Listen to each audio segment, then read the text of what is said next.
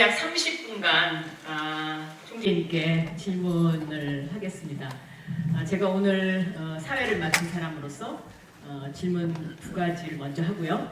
그리고 신청하신 우리 학생분들에게 이메일이 다 갔었죠. 사전 질문 받는다고. 그 사전 질문 중에 몇 개를 골라서 질문 드리고, 그리고 현장에서 딱 2분 받도록 하겠습니다.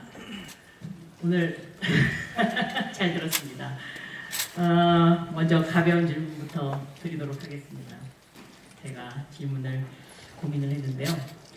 총재님께서 만약에 지금 2030 세대 청년이라면 무엇을 하고 있으실까요?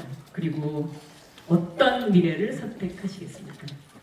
다시 그때로 가고 싶지 않은데. 사실 저는 아까 맨 처음에 했지만 여러분한테 개인적인 그런 조언을 할 만큼 제가 제 인생에 자신 있거나 또 그렇게 생각하지 않는데요. 제 아들, 딸이 지금 2030입니다. 그러니까 제가 그냥 제 아들, 딸들한테 하는 얘기를 한다고 하면 저도 그랬지만 여러분 나이 때가 제일 불확실성이 큰 것 같아요.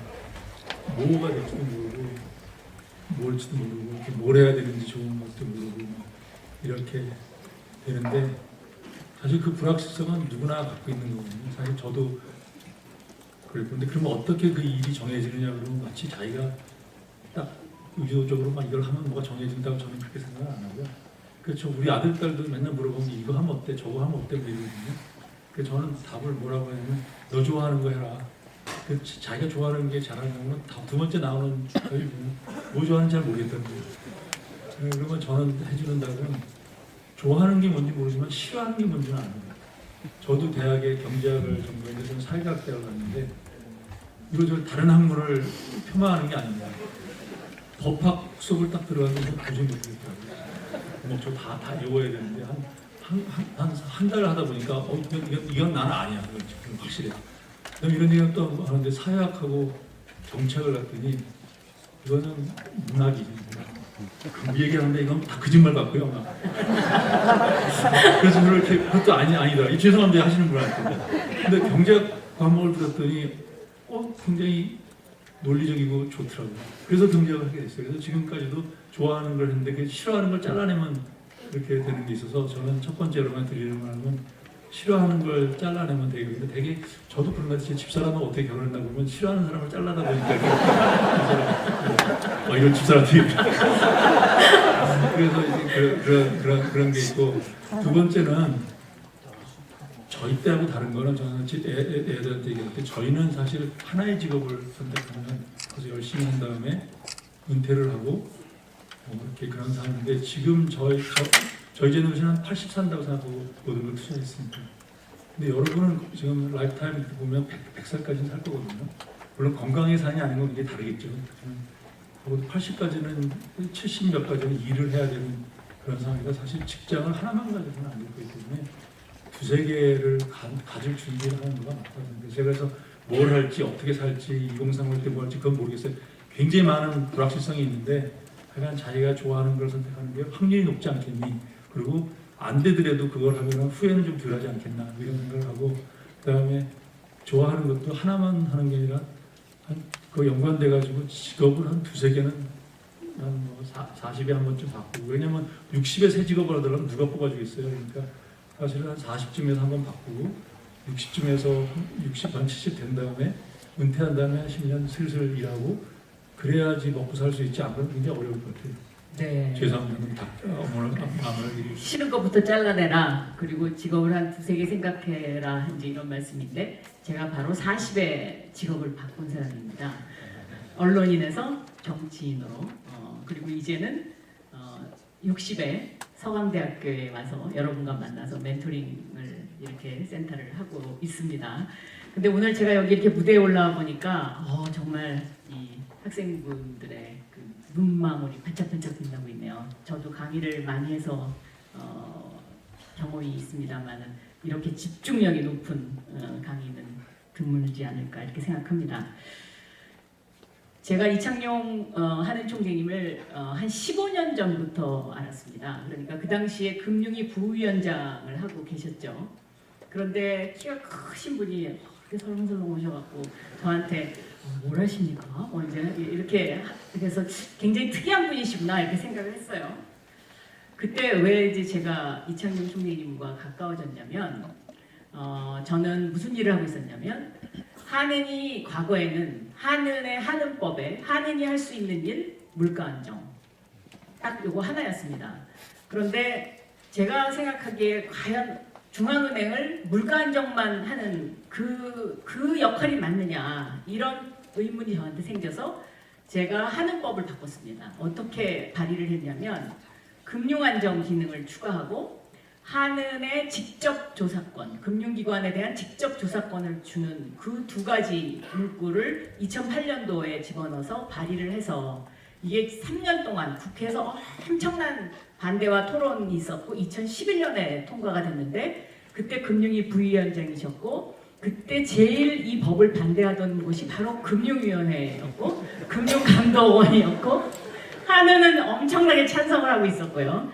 그런 관계였습니다. 그런데 거기서 아까 한은이 직접 조사권을 부여한다. 요것의 의미가 아까 총재님께서 강의하실 때 IMF가 독단적으로 자료를 요구해서 받을 수 있는 권한이 있기 때문에 IMF가 굉장히 세다. 이렇게 아까 강의하셨잖아요.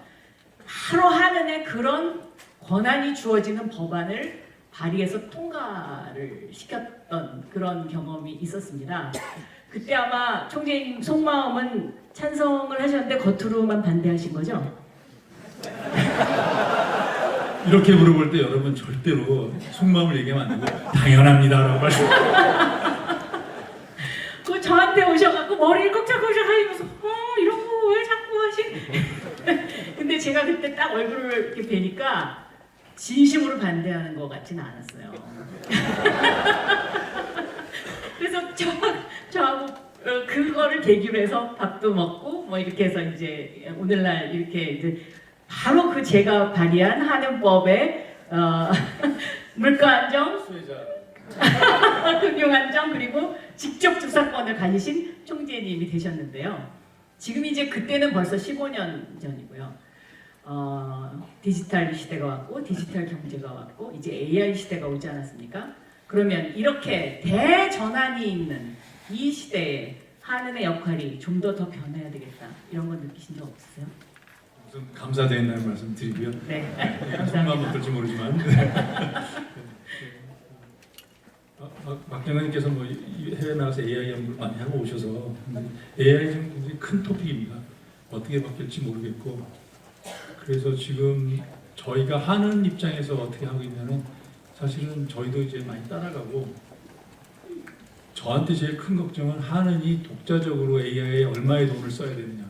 우리가 지금 굉장히 많은 AI 하는 사람들이 있는데 그냥 상업적으로 돼 있는 프로그램을 사서 나중에 따라갈 건지 아니면 우리 스스로가 돈을 투자할 건지 이런 거가 더 현실적인 문제인데요.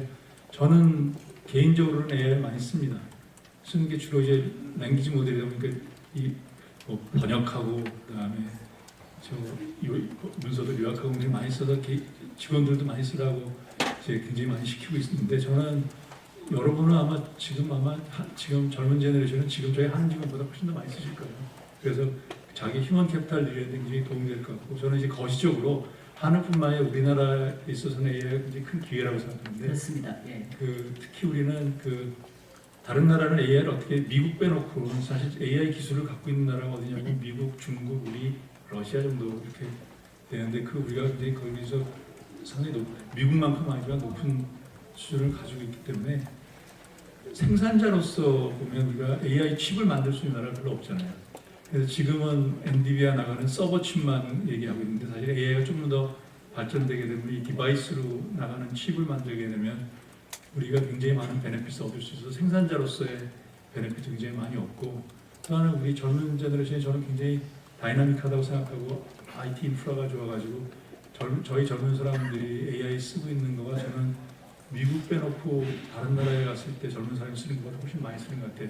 저도 제 아들이 매일 쓰면서 일하는 거 보고 그러는데요. 그래서 우리가 하들 이게 불평등을 어떻게 가져올 거고 어떤 조합이 없어질 거고 막 이런 고민 많이 하는데 사실 그 고민은 사회적으로 해야 되겠지만 개인 입장에서는 사실 AI를 써서 자기 생산성을 얼마나 올리고 그런 거가 굉장히 개인한테 도움이 될 것 같아요. 저는 특히 궁극적으로는 AI 써서 랭귀지나 이런 문제가 없고 그러면 이때까지 우리나라가 물건을 수출했는데 나는 앞으로는 AI를 이용해서 자기를 수출할 수 있으면 여러분 저항마켓이 굉장히 늘어날 거예요. 서비스 수출이죠. 여러분이 스스로 하나하나가 AI를 통해서 랭귀지나 이런 거 훨씬 더 쉽게 커뮤니케이션 할 수 있으면 여기 능력 있는 AI로 잘 무장이 된 여러분이 해외로 안 나가면서도 그 해외에 있는 사람 직장에 취직할 수 있는 기회가 많이 올 거라 생각합니다. 예, 굉장히 중요한 말씀 해주셨는데 AI가 개인의 생산성을 높인다. 그 말씀은 곧 AI가 기업의 생산성, 국가의 생산성, 학교의 생산성, 모든 생산성을 높이는 이제 그런 시대에 왔기 때문에 저는 그 생산성의 그 효율 가치를 어떻게 우리가 받아들이냐에 따라서 한 사람 한 사람의 좀 더 해야 될 다양한 일들이 더 많이 펼쳐진다라고 긍정적으로 보고 있는 사람입니다. 그럼 이제 여러분께서 주신 사전 질문을 몇 가지 추려서 총재님께 드리도록 하겠습니다. 서강대 수학과의 김도은님 주셨습니다. 디지털 화폐 발행이 경제적 영향과 그리고 디지털 화폐 발행의 경제적 영향과 그다음에 CD 도입이 환율에 미치는 영향에 대해서 질문 주셨습니다. 수준이 상당히 높습니다. 어떻게 대답을 할지 모르겠네요. 우선 CBDC라고 센트럴 뱅크 디지털 커런시 지금 저희들이 연구를 많이 하고 있고요. 근데 일단은 중앙은행 사람들은 CBDC를 왜 만드냐 할 때 그 마음 중에 하나는 지금 비트코인이라든지 여러 가지 버추얼 커런시가 그리고 스테이블 코인이 이제 규제되지 않고 많이 사용되고 있는데 그거가 통화 정책의 어떤 유효성이라든지 해외에서 자본이 왔다 갔다 하는 것을 마음대로 하게 되면 사실 여러 가지 부정적인 효과도 큽니다. 물론 여러 번 투자해서 돈을 많이 버는 것도 있을지 모르지만 그래서 어떻게 생각하면 이 목적 중에 하나 가장 큰 거는 그 스테이블 코인이라든지 레귤레이트 그러니까 규제되지 않는 여러 버추얼 커런시 가상 자산의 대용을 만들어 줘야 경쟁하지 않겠냐. 사실 이제 갈수록 이 모든 화폐뿐만 아니라 자산들이 여러분 이제 디지털라이즈되고 토큰화 되거든요. 여러분 이제 앞으로 주식, 채권 이런 것도 다 토큰화해가지고 버추얼 에셋으로 사고 팔고 하고 있을 텐데 그거를 결제하는 수단이 지금처럼 화폐면 온라인 바깥으로 나와서 거래를 해야 되면 비효율적이잖아요. 그러니까 이 모바일에서 다 할 수 있게끔 디지털 커런시를 만들어 줘서 사람들이 디지털 에셋을 버추얼 이 커런시를 그러니까 스테이블 코인이나 같은 걸 가지고 페이먼트 하지 않고 공신력이 있는 CBDC를 통해서 할 수 있게 만들어주는 게 하나의 목적이고 두 번째는 좀 더 깊게 하는데 스마트 컨트랙트라고 해서 화폐 프로그램을 집어넣는 기능을 할 수가 있거든요. 지금처럼 이 돈이면은 프로그램을 못 집어넣는데 디지털 커런시면 화폐 프로그램을 집어넣을 수 있습니다. 예를 들면 뭐 정부가 바우처를 준다 할 때 소득이 어느 이하인 사람의 구자에 다 넣어라 그러면 그것도 쓸 수 있고 또 여러분한테 돈을 주는데 술 먹는 게 용서 싫으면 여러분이 받으면 술집에서는 못 쓰게 프로그램을 화폐에다 넣을 수도 있고 또 하나는 무역거래 같은 걸 할 때 돈이 지급될 때 다 지금 우리가 서울서부터 홍콩까지 보내면 홍콩이 도착해서 뭐 인보이스를 보내고 뭐 돈을 주게 되지 않고 프로그램을 해가지고 배가 홍콩 중간쯤 가면은 반액을 지불하고 홍콩 도착하면은 전액을 주고 이런 프로그램들을 다 집어넣어서 하게 되고 또 지금 여러분 전세 계약을 하면 전세 사기 같은 게 많잖아요. 전세 사기 이런 이유가 뭐냐면 내가 집 계약서 사인하고 돈 받으면은 그걸 복덕방이 해주고 뭐 이러는데 사실 집문서가 맞는지 뭐 이게 동시에 결제가 되지 않으면 사기가 될 가능성이 많잖아요. 근데 이걸 프로그램을 해가지고 등기소에서 등기가 바뀌는 그 순간 피해자 간에 이체를 시켜라 뭐 이런 프로그램을 시킬 수 있고 이런 장점이 많아서 그런 것들 지금 연구하고 있고요. 언제 도입할 거냐? 연구는 우리가 굉장히 앞서서 하고 있는데 미국이나 유럽이 도입한 후에 하려고 합니다. 왜냐하면 우리만 따로 도입을 하면 시스템이 안 맞으면 다시 재투자를 다 해야 돼서 사실 전 세계 돈에 이게 아까 얘기하는 국제적인 시각이거든요. 우리만 잘났다고 그냥 먼저 만들었는데 나중에 시스템이 바꾸면 다시 재투자해야 돼서 사실 연구는 많이 하되 미국하고 유럽에서 도입이 되면 그 시스템에 맞춰서 같이 하려고 생각합니다. 준비는 하되 세계적인 상황을 보시고 하시겠다 이제 이런 말씀이시고요. 제가 이 질문과 관련해서 좀 저도 팔로우업 퀘스천을 하나 드리면 최근에 샘 얼트만이 그 AI를 통해서 전 세계가 동시에 결제할 수 있는 뭐 결제 그런 화폐 시스템을 만들겠다 이런 발언을 했어요. 이제 그렇게 되면은 중앙은행의 역할이 어떻게 되는 거냐 여기에 대한 그 의문이 생기는데 여기에 대해서 어떻게 생각하고 계시고 어떤 준비를 하고 계시고 그게 이제 앞에 얘기했는데요. 샘 알트만이나 이런 민간 플랫폼이 자기가 그런 걸 만든다고 하면 결국은 자기 프로덕트가 그 메인에 들어가게 되거든요. 네. 그러니까 화폐라는 건 시니어리지라고 해서 화폐 발행에 이익이 있는데 우리가 샘 알트만이 만드는 그 도메인에 거기서 주로 하는 거에다가 다 화폐를 전 세계에 맡긴다는 건 또 상당히 다른 위험이 있죠. 물론 다 말은 블록체인으로 다 분권화되어 있다고 얘기하지만 그 분권화의 의사결정을 하는 사람 그리고 그 중에 누가 그 의사결정을 할지 이런 가버넌스 문제는 누군가 처음 만든 사람이 가장 힘이 있을 거 아니에요. 그래서 저희 중앙은행 입장에서는 그렇게 하나의 민간이 화폐를 컨트롤하게 하는 사회적인 문제가 많기 때문에 중앙은행 간의 커넥션을 통해서 이걸 만들자. 그래서 지금 중앙은행들이 이걸 하는 커넥션을 만들자고 하는 게 지금 아고라 프로젝트라고 해가지고 공신력 있는 중앙은행이 하는 게 좋다. 그리고 이게 스테이블 코인을 만들더라도 결국은 달러라든지 기존 화폐에다가 가치를 연동시키는 거잖아요. 그러니까 결국 화폐의 가치는 공신력에 있고 그것은 공공이 해주는 가 반드시 필요하다. 지금 민간에서 뭐 스테이블 코인이 다 화폐가 될 수 있다고 얘기를 막 하지만 궁극적으로는 US 테더나 뭐 이걸 아무리 그렇게 해도 결국 미국 화폐, 뭐 중앙은행의 공신력에 의존해서 만드는 거기 때문에 그럴 바에야 이 CBDC는 중앙은행이 직접 하는 게 낫다라는 게 중앙은행의 의견입니다. 네. 다음은 서강대 화공생명공학과의 심권우 학생이 질문한 것입니다. 저금리 시대가 상당히 오랫동안 지속이 됐는데 이제 그 저금리 시대의 끝자락이 왔습니다. 고금리 시대가 장기간 지속될 경우에 젊은이들의 사회 진출과 투자 그리고 사업에 진출하는 방식은 어떻게 변화할 것이라고 예측하시는지 그리고 개인은 이러한 시대에 어떻게 대응해야 하는지라는 질문이었습니다. 질문의 요지는 이제 인플레도 높아지고 그러니까 과거에 금리도 낮고 인플레도 낮은데 지금 고인플레이션 시대가 되고 살기가 각박해졌으니까 어떻게 사냐는 하소연 같은 거거든요. 약간 그런 것도 있는 것 같습니다. 그렇지만 굉장히 수준 높은 질문을 했다. 그리고 여러분 이해하시죠? 한은 총재님의 발언이 이게 금융시장에 굉장히 민감하기 때문에 오늘 같은 자리에서는 저희가 너그럽게 포용해드리는 것이 우리 총재님을 더 이렇게 우리와 가까이 할 수 있는 그래서 아마 다음에 한 번 더 IMF의 단점에 대해서 지금 질문한 이유는 네. 이자율 강화 관계없이 제가 해석한 대로 한다면 저는 경제 상황이 어떻게 바뀌든 어려운 일은 항상 있게 된 말인 것 같아요.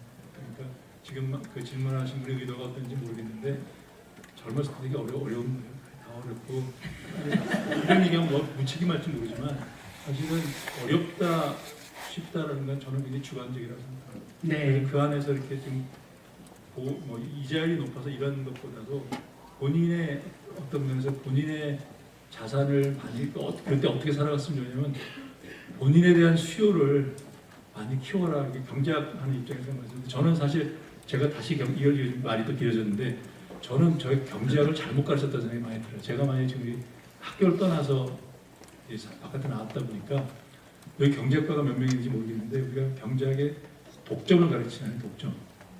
그 독점을 어떻게 가르치냐면 독점이라는 건 나쁜 거다. 왜냐하면 독점을 통해서 가격을 많이 받는 소비자가 손해를 보고 이 가격 탄력성이 있고 막 이렇게 이걸 이용해서 그 하버드 트라이앵글, 뭐 데드웨이 로스 막 이러면서 이게 사회적으로 비난이 많다는 얘기를 하면서 독점이라는 건 나쁜 걸 가르치는데 저는 사실은 거꾸로 개인 입장에서 보면 나의 능력이 독점권을 가질 수 있으면 그만큼 사회에서 내가 더 많은 걸 받아들일 수 있는 그러니까 다른 각도에서 개인의 입장 이윤으로 보면 여러분이 왜 어렵냐 지금 내가 어렵냐면 나를 대체할 사람이 너무 많아요. 나를 대체할 사람이 너무 많으면 어려워요. 인프레가 높던 인프레가 낮던 그래서 지금 그분이 어떻게 살면 좋겠냐 그러면 인프레 걱정하지 말고 너에 대한 수요가 독점적이게 만들어라. AI를 사용하는 분이 그래서 너에 대한 수요가 비탄력적으로 만들어서 그 독점적 이유를 갖도록 노력해라 이렇게 하고 있습니다. 남들이 안 하는 일을 해야 되겠네요. 네. 다음 넘어가겠습니다. 서강대 경제학과의 김진우님 이런 질문을 해주셨어요.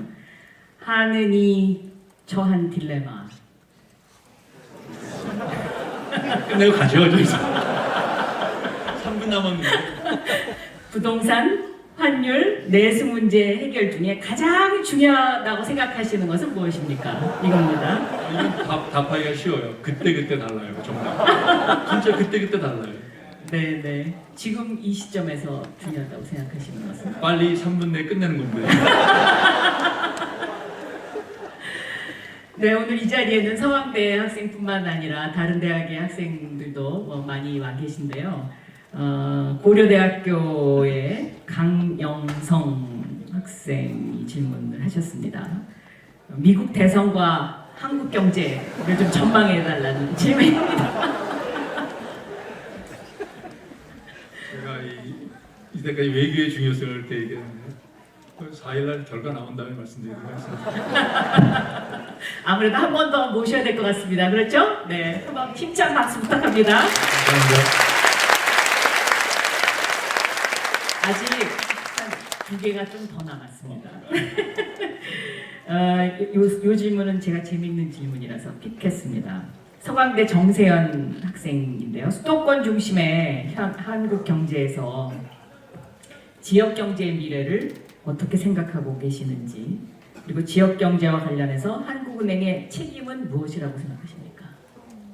사실 저희가 저출산 문제에 관해서 우리나라 문제에 대해서 굉장히 최근에 연구를 많이 하는데 이번에 저희 보고서 보셨는지 모르지만 저출산의 큰 원인 중에 하나가 수도권 집중이고 그렇습니다. 지방에 있는 젊은 사람들이 이제 서울로 오게 되고 서울에 오면 경쟁이 심해지고 그래서 아이도 안 낳고 또 서울에 올라오는 트렌드가 아예 뭐 대학생 끝나고 오는 것이 아니라 되게 고3, 중학교 정도 되면 강남 쪽에 학원 다니려고 오고 뭐 이런 게 많아서요. 사실 이 수도권 집중 문제를 해결하지 않으면 우리나라의 고질병이 굉장히 많아져서 힘들다 이런 얘기를 하고 그래서 한국은행이 무슨 역할을 하냐 그럼 저는 이런 우리나라 수도권 집중의 폐해라든지 이걸 어떻게 해결하는 문제에 대해서 연구를 통해서 하는 것이 중요한 역할이라고 생각하고요. 나온 김에 제가 여기 학교 왔으니까 교수님도 계시니까 저희들이 그거의 해결책 하나로 좀 각 학교가 그 고등학교 학생의 비례해서 좀 학생을 좀 뽑아달라. 여기 아마 서울에 있는 학생이 많아서 제가 이런 얘기하면 인기 없는지 알겠어요. 그렇지만 그걸 할 때 그런 얘기를 했더니 지금 이게 강남권에 대한 역차별이다. 서울에 대한 역차별이다. 그 다음에 현실성이 없다. 왜냐면 이렇게 다 비례를 어떻게 뽑냐 뭐 이런 얘기가 굉장히 많은데 저는 사실 좀 생각이 발상이 좀 바뀌었으면 하는 거야. 제가 아까 해외 얘기를 한 거가 전 세계 돌다 보니까 어느 대학도 성적순만 뽑는다는 건 없어요. 진짜로. 그게 객관적이지도 않고 여러 문제가 있고 그래서 어떻게 보면 여러 지역의 학생들을 골고루 뽑아요. 근데 이제 그렇게 안 하고 우리나라는 그렇게 하다 보면 뭐 이상한 일도 생기고 그러니까 그게 공정하지 않다는 생각들이 너무나 꽉 차 있어가지고 그걸 벗어나니까 역차별이라고 얘기하고 네. 근데 사실 지금 상황 자체가 굉장히 우리나라가 이상하게 된 거예요. 저는 그래서 다양하게 이걸 이게 만병통치는 아닌데 정부 정책할 것도 아니고 교수님들 어떻게 생각하면 다양성이 중요하잖아요. 여러 지역에서 애들을 뽑아서 같은 클래스에 있는 거 굉장히 중요하고 우리나라에서 지금 보면 다른 지역에 편차는 없어요. 서울하고 강남 지역만 많지. 그러니까 지금 지방 학생들이 지금 평균적으로 서울 학생이 한 16% 되고 지방 학생이 84% 되거든요. 84% 되거든요. 그러니까 그냥 지방 학생을 한 80% 지금 보통 80% 뽑겠다 학교에서 그렇게 해서 그냥 이렇게 비율로 맞춰서 뽑으면 저에게는 많은 문제가 그 문제가 모든 걸 해결하지 못하겠지만 비정상이 정상하고 수도권 집중을 바꿀 수 있는 하나의 단초가 되는 것 같아요. 이런 얘기하면은 역차별이고 뭐 왜 성적순을 뽑는 게 공정한 거 아니냐 이런 얘기가 많은데 여러분 한번 저희 보고서 한번 보십시오. 성적순을 뽑는 거 실증적으로도 성적순을 뽑는 것이 반드시 공정한 게 아니라는 그런 분석도 해놨고 또 이게 기본적으로 전 세계에서 가장 보편적인 거다. 그리고 불가능하다고 하시는데 교수님들 마음만 먹으면 할 수 있습니다. 네, 저는 사실 이 총재님 의견에 대해서 절대 찬성하고 있습니다. 왜냐하면 대한민국의 수도권 과밀화를 해결하지 못하면 대한민국의 미래가 없다. 저는 그렇게 생각을 하고 있어서 이 일이 꼭 뭐 당장은 아니더라도 단계적으로 좀 추진됐으면 하는 그런 바람을 갖고 있고요. 사전질의 마지막입니다. 서강대 중국 문화화학부라고 잘못된 것 같습니다. 배주현님이 하신 건데요. 은행에 취업하고자 하는 취준생들은 무엇을 준비하고 어떤 공부를 하면 좋을까요? 한국은행이요? 그냥 은행이라고 이렇게 질문을 주셨습니다. 행장님 나와서 너무 구체적이라 대답하기 어려울 것 같은데요. 네. 그것도 은행도 시험 준비를 아무래도 해야 되겠죠. 참 우리나라의 모든 게 다 시험으로 뽑으니까. 네. 그래도 어떤 책을 읽었으면 좋겠다. 뭐 이런 제가 얘기하고 싶은데 제 교과서를 쓴 저자로서 굉장히 오해를 받을 것 같아서 얘기 안 하겠습니다. 네, 이 정도면 아마 충분히 다 무슨 말씀인지 알아들으셨을 거라고 생각하고요. 이제 현장에서 질문 두 분 받겠습니다. 먼저 서강대학교가 아닌 대학에서 오신 분 중에 질문하실 분 있으면 손 들어주세요. 네, 여기 네, 남자분, 네, 그 가운데에, 네, 여기, 네. 안녕하세요. 저는 고려대학교에서 강연 들으러 온 이동성이라고 하고요. 네, 강연 너무 잘 들었습니다. 감사합니다. 여쭤보고 싶은 거는요. 총재님께서 이제 메시지를 많이 내시는데요. 그 메시지를 내실 때 이게 어느 정도 얼만큼 받아들여질 거라고 기대를 하고 이제 메시지를 내시는지 그런 것들이 좀 궁금하고 지금보다 더 잘 받아들여져야 되는지 아니면 뭐 충분히 잘 받아들여지고 있는지 그런 좀 총재님 주관적인 어떤 평가를 조금 공유받고 싶습니다.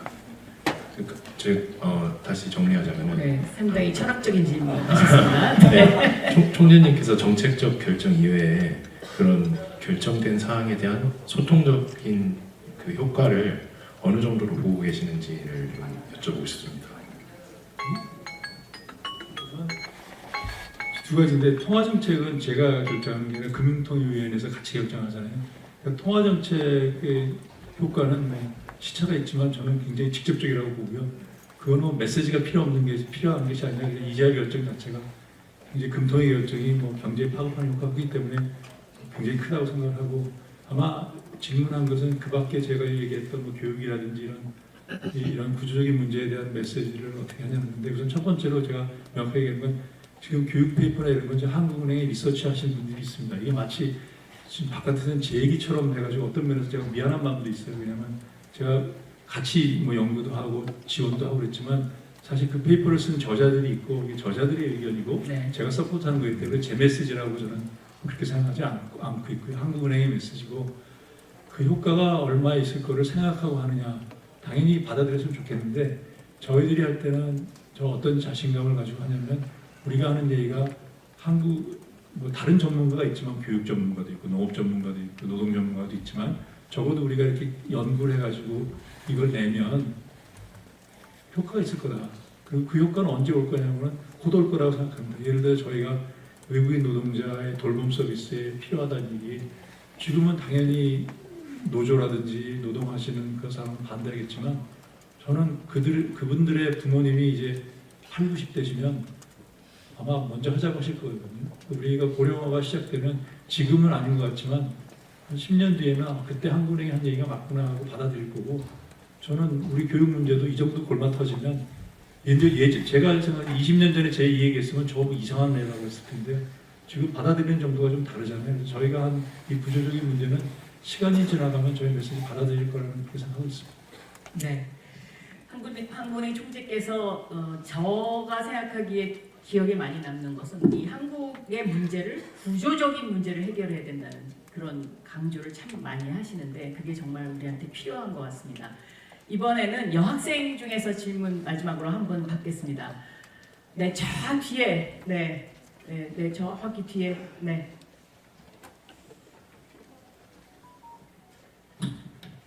저는 한양대학교 미래인증교육원 경영학부 3학년입니다.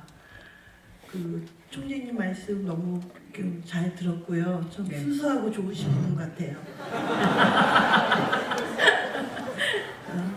지금 미국하고 중국 패권 싸움에 있어서 중산층을 많이 이렇게 좀 깎으려고 한다고 표현할까? 그런 것 같고 저희도 중산층 입장이고 그 집값이 한 번은 폭등할 수 있다고 생각을 하고 있거든요.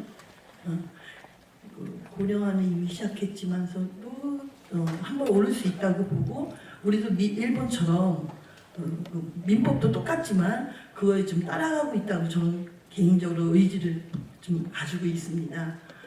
그리고 달러도 한 번 더 오를 것 같기도 한데 좀 많은 말을 하고 싶지만 좀 떨려서 말을 못하겠고 일단 중산층을 세계에서나 국내에서나 좀 쉽게 표현하면 좀 깎아내리고 정치하기도 편하고 세계에서도 그렇게 하려고 하는 그런 의도가 느끼고 있어요.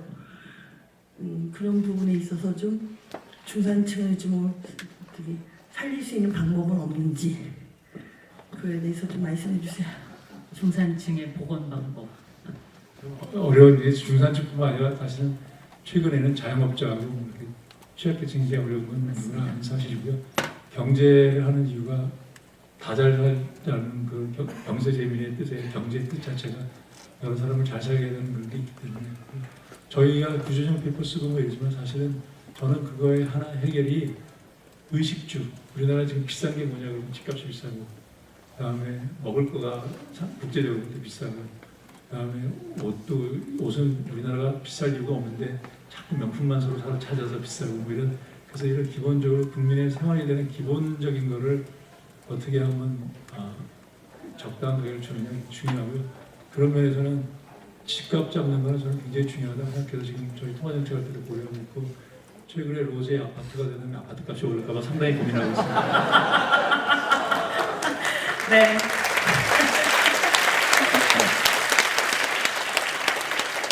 여러분 이렇게 끝까지 경청해 주셔서 너무 감사하고요. 그리고 이렇게 많이 호응해 주셔서 너무너무 감사드립니다. 서강대학교 멘토링 센터 생각의 창 2차 특강은 11월 26일 오후 5시 서강대학교 경제대학 남도구간 101호실에서 있습니다. 그때도 많이 참여해 주셨으면 좋겠습니다. 그리고 오늘 이창용 총재님 기다리 아저씨와의 대화 너무너무 유익했다고 생각합니다. 여러분도 그렇게 생각하세요? 네, 감사합니다. 네.